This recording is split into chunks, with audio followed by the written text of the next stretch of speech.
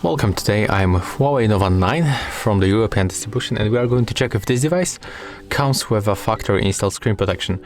So let's take a look closely on the phone. Let's try to catch focus right here. Oh, there it is. So as you can see, when you take a look on the camera, on the front camera, you can spot the cutout. So yeah, we can find here the default protection.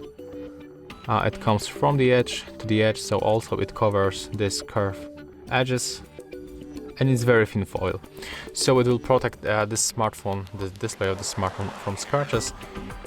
And if you want to improve protection, you can try to apply the tempered glass. So if you find this video helpful, remember to leave a like, comment and subscribe.